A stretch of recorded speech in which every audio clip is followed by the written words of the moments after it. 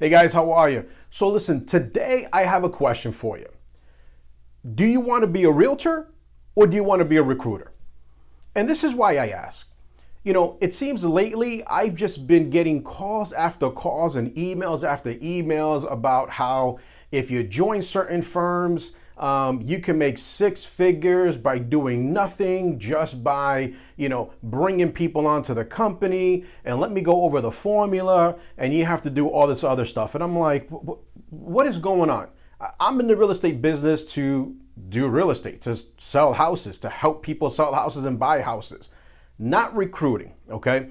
And the more and more people I talk to, other colleagues, they're getting the calls too. And so it made me think about it. I'm like, okay, well, let me look into this and see what is it that they're promising? What is it that they're trying to promote that it's so great, all right? And this is what I found. So there's two bigger companies, or I should say main companies, that are doing this profit sharing formula, right? And it seems that both of these companies have multi-tiers.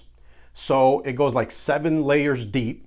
And depending on how many people you bring on and depending on how many people those people bring on will determine what type of a bonus you're going to get. Okay. Now I'm going to show you a clip. This is a gentleman. This is somebody that works for one of the companies. And he's promoting and saying, look, this is terrific. You can make a 6-figure income by just doing this. Now, I'm looking at it and I'm saying, well, how much work is that? Because to recruit these people, if you're spending all your time trying to get 10 people here and then those 10 people to get another 10 people and then so forth and so forth, when do you have time to do business? When do you have time to show properties? When do you have time to prospect? When do you have time to do anything real estate related other than trying to get people on underneath you or underneath the people that you brought in so that way you can make some money?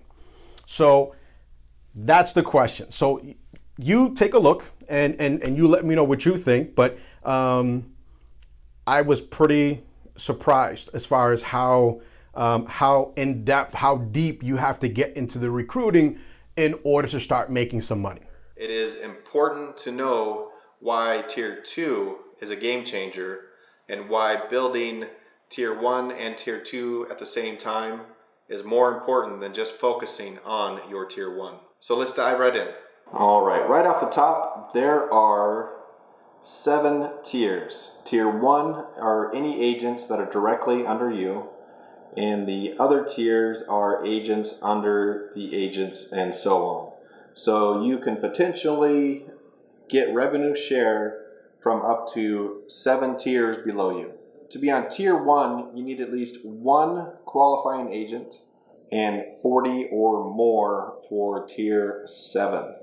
Now, these numbers is the amount of capping / producing agents you need on your Tier 1 in order to achieve the other tiers. Reason I'm going to focus on helping them get their Tier 1 agents, I actually make more money on Tier 2 agents than I do Tier 1 agents. You need at least 5 agents to be at Tier 2. So Tier 2, you get 4%, which is $3,200 for every capping agent. On Tier 1, it's only $2,800. So that makes everybody's tiers grow faster because you want to achieve the higher revenue shares. Let me finish my goal for the end of this year. We're halfway through next year by level 2 having 20 agents. And by the end of next year, I want level 3 to have 40 agents. Now, I don't think that is a huge ask. My main goal is for myself to get my 10 on Tier 1. And I want to help my Tier 1 build their Tier 1. That next tier, 2 agents each. So you can see that is a huge revenue share when all of these agents are producing. Do I expect to hit that number? Do I hope to? Here's from this video, you have to get 10 people on your front line.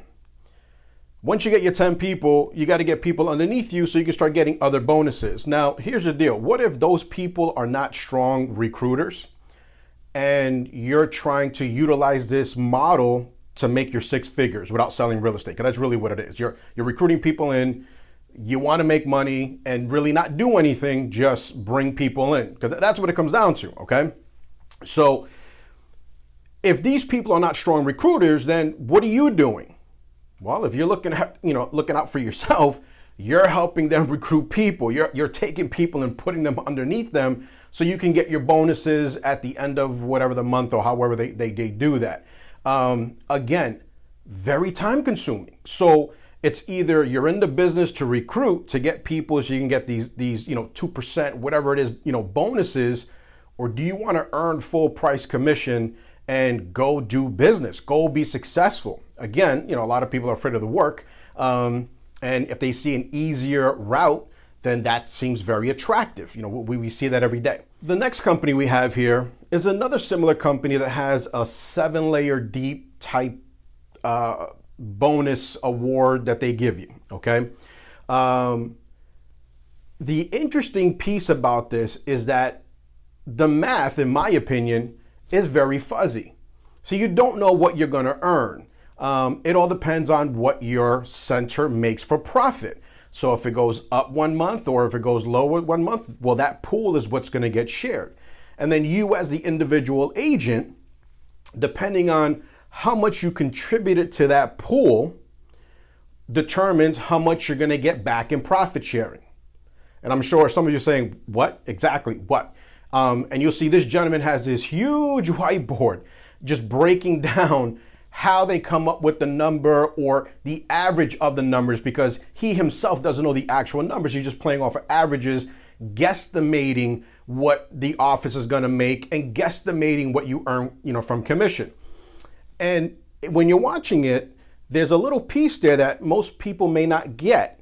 So if you're an agent, in order to benefit from the profit sharing, if you will, you can't cap. So if as long as you haven't capped, then you're not benefiting. If you capped, well then, according to this, it looks like you're not getting anything, but thank you for still bringing people on. So take a look at this and honestly see if you can follow a little bit of the math. I'm gonna chop it up a little bit because the video is about 20 minutes long, and just kind of give you some of the interesting parts. We should know that. We should know our numbers, right? So with $1.2 million in gross commission income, does the market center get to operate on that amount?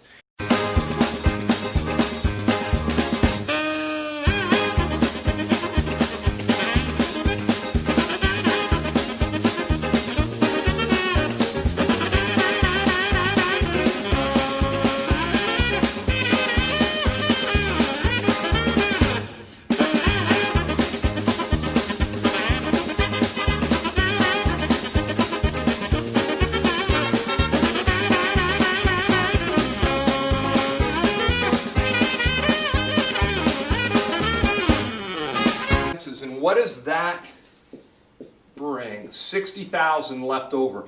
What do we call this? Now we're starting to have fun. This is our profit. Keller Williams is that approximately 50% of that is being paid back in the form of profit share. In this given month of March, this example, remember an agent over here that earned $10,000 in gross commission income? So this agent is not capped. I want you to know this. A payout and profit share from this agent would require that they not be capped. So this 10,000 in GCI, since they're not capped, where would it show up over here? What percentage? Here's the math. The only math question I'm going to ask you. What percentage of 500,000 is 10,000? I'm going to help you with it. It's 2%. Contributed 2% of the company dollar. After expenses, doesn't it stand to reason that they're responsible for 2% of the profit? And if they have contributed 2% of the profit, shouldn't it also stand to reason that they're responsible for 2% of the profit share pool? The answer is yes. What amount is that? What dollar amount is that? $600. Are you with me? All right, guys, so there you have it. So you have two of the larger companies that are actually, providing these bonuses with, for profit sharing and all this other stuff. And honestly, what I think is they're catering to the idea that you can make a 6-figure income without doing much, right? So it's a lot of the stuff like you see on TV, late night TV, whatever, how to buy properties with no money and blah, blah, blah. And you could be a millionaire if you do this and blah, blah, blah. And next thing you know, it's, you're thinking, oh, I could do that. I could, no problem. Oh, I can just talk to people all day. Well, exactly. You're going to be talking to people all day and hopefully they come on.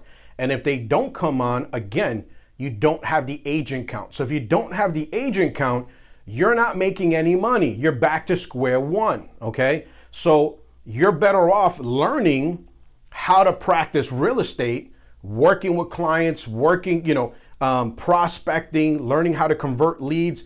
These are the things that are going to make you money, guaranteed. If you know how to prospect and convert leads, you're going to make the six figures that you want. It's all going to be determined on you, on whether or not you have the drive to continue it and push yourself to do that, okay? So I think that's what they're doing, is kind of catering to that idea and saying, hey, here's a whole nother, source of income, if you will, that you don't have to lift a finger. Now, I know a lot of you out there are saying, well, Lewis, don't you work for Exit Realty? And doesn't Exit have a similar program or what have you? Yes, I do work for Exit Realty. I love working with Exit. And the reason why I love working with Exit is because they provide me with the tools and everything I need to be successful. So number one, I can take care of my clients first. I can take care of my clients and I can take care of my agents, because as a coach here with Exit Beacon Point Realty in Worcester, I'm also a coach for the agents. As far as the recruiting piece, it's very different. Okay, it's not recruiting. So what it is it's an invitation. Okay, the model's designed so that number one, you learn what you need to do to service your clients first. That's your number one focus. That is it. Okay. As you're doing business with folks, okay, you're going to run into other agents. You're going to say, wow, this person was a pleasure to work with. I would love to work with someone like this or more agents like this. I think they complement our office. They complement me. I think this would be, someone that would help create a better culture, right? Or sustain the culture that we have now in the office. So you introduce them. You say, hey, listen, would you like to, talk to my broker and just see, or have a cup of coffee and just kind of go over and see if Exit might be a good fit for you. I enjoyed working with you, and we seem to have a good rapport with each other.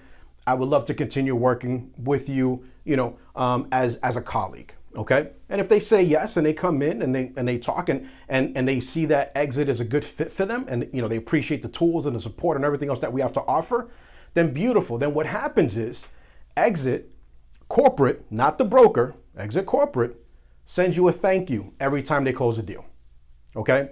And that thank you is very specific.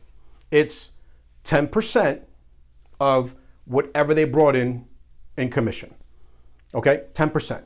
So you know the numbers, all right? And it doesn't come out of that person's pocket, which is beautiful. It comes out of corporate, because corporate is thanking you. They're saying, listen, we appreciate you bringing someone of quality into our organization, into the office. That is it, simple, okay? There is no multi-tiers.